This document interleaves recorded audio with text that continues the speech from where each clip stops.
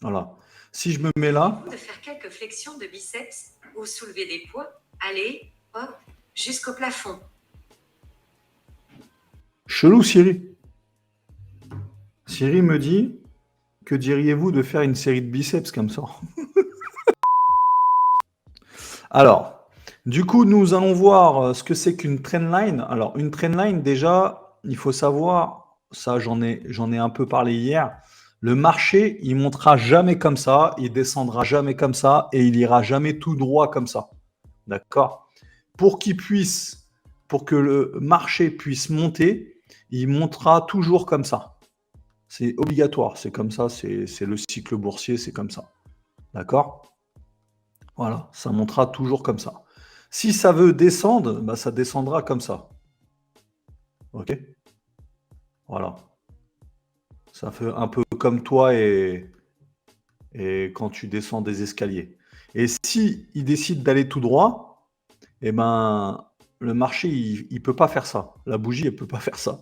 Donc, on va faire comme ça. OK? Donc, les déplacements d'un graphique, si tu as bien compris, en gros, les déplacements, ça va être ça. Ah tiens, je décide d'aller tout droit, bah, c'est comme ça. Je décide de remonter, c'est comme ça. Je décide de descendre, bah, c'est comme ça. D'accord? Bref, je pense que tu as compris. Alors, donc du coup, les trendlines, ça va être quoi? Ça va être tout simplement les niveaux support et résistance, les niveaux psychologiques obliques. C'est-à-dire qu'on prend notre outil canal parallèle ici, là, canal parallèle, que tu trouveras ici, sur ta gauche, canal parallèle.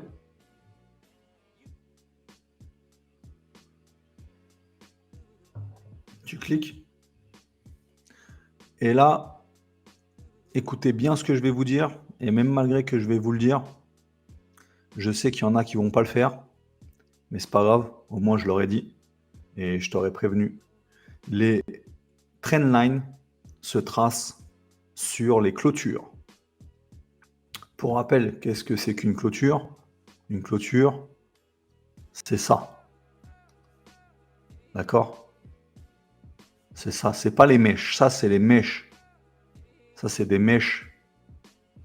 Nous, on va tracer les trendlines, pas ici, mais là, sur les clôtures. D'accord? Sur les clôtures. C'est important. Je te l'ai dit à peu près 3-4 fois. Maintenant, si tu traces bah, tes trendlines sur les mèches, bah, c'est la vie. C'est que tu n'écoutes pas, c'est tout. Alors, on prend le canal parallèle. Comme ça, il n'y aura pas de bagarre. On va tracer la première sur les clôtures. Donc là, on a pris là. D'accord? Et on va prendre là, ici. Alors, je ne l'ai pas prise d'ici. Je n'ai pas pris la trendline d'ici à là. Parce que quand je me mets là, j'ai que 2 points de contact. D'accord? Alors que si je me mets là, voilà, si je me mets là, attends, je vais prendre une simple pour t'expliquer. Voilà. Si je me mets là, De faire quelques flexions de biceps ou soulever des poids, allez, hop, jusqu'au plafond. chelou Siri. Siri me dit, que diriez-vous de faire une série de biceps comme ça? Attends, je vais le mettre en silencieux. Donc en gros, je me suis mis là parce que j'ai plus de points de contact, d'accord? Après, il faut pas trop abuser. Si je descends un peu, vu que je me mets là, j'ai encore plus de points de contact. Mais ce que j'ai peur, c'est que en fait, notre zone va être trop épaisse, d'accord? Excusez-moi, je sors de cours d'anglais, donc ma langue elle zozote un peu. Ça va. I think.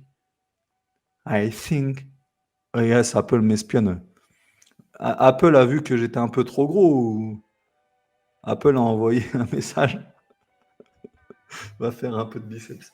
Donc du coup, Le but, c'est d'avoir le maximum de points de contact, d'accord? Donc, j'ai un point de contact là, j'ai un point de contact là et j'ai un point de contact là.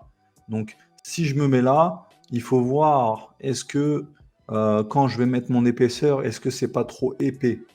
Donc, en gros, on va être comme ça. Ça va, ça passe, mais c'est un peu gros.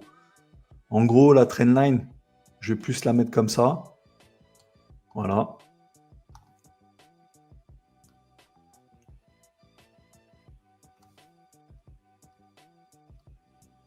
à peu près. OK? Donc, je vais faire une marge d'erreur. Je vais mettre une épaisseur pour avoir une marge d'erreur parce que peut-être que, je ne sais pas moi, Nicolas, il va la tracer ici, sa trendline. Voilà. Peut-être que Hugo, il va la tracer ici, sa trendline. Peut-être que, je ne sais pas moi, Jean-Pierre, il va la tracer là. Bref, comme ça, on est tous dans le même niveau. On a tous vu qu'il y avait une trendline. OK? Ça, c'est important. Donc, on va changer de paire. Hein. On va regarder à peu près qu'est-ce qui se passe un peu partout. Donc là, regarde par exemple ici. Là, on est dans la vraie vie, hein, dans la real life. OK? Ça veut dire que ici, si je trace de là à là, en fait, il faut tester. D'accord? Quand tu n'as pas trop les yeux, il faut tester, c'est pas grave. Si tu traces de là à là, qu'est-ce qui se passe? Si tu traces de là à là, qu'est-ce qui se passe? Tu vois? Là, tu coupes trop de bougies. C'est pas bon. Donc là, il faut plus faire comme ça. OK?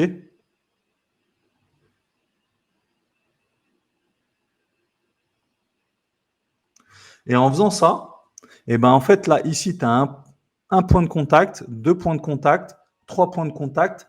Si on décide de vendre le marché du DAX, d'accord, et ben, qu'est-ce qu'on va faire? On va récupérer notre oseille ici, sur ce niveau. D'accord? Alors, quand tu as des niveaux qui correspondent avec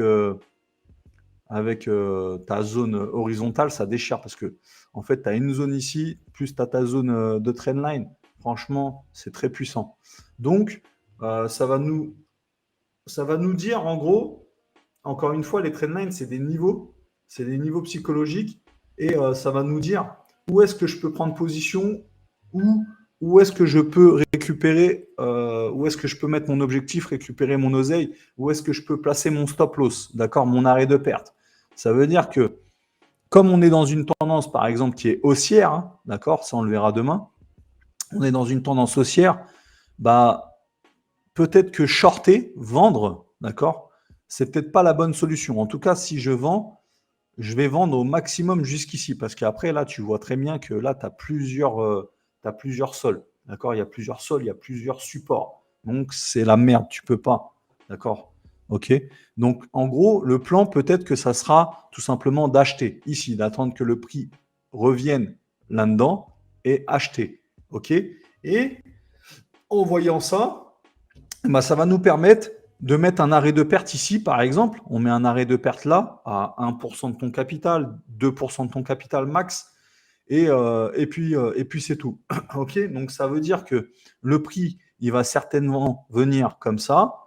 OK, même venir jusqu'ici, hein, rebondir, OK, et là, on prendra du coup le trade à peu près par là, quoi. OK, tout simplement. En gros, c'est ça. Ça nous permet de dire attention, il y a une trendline, il y a un niveau oblique et il ne faut pas que tu le négliges. Il ne faut surtout pas oublier.